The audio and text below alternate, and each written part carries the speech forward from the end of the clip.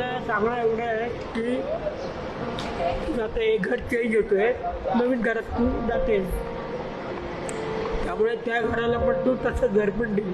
आमच्या बरोबर त्याचं हट्ट केलंस, त्याचा हट्ट तू तिकडे करू नकोस. बाबा मला कळलेच नाही तुझ्या मनी वेदना, कशी मी राहू, बोल कुठे जा.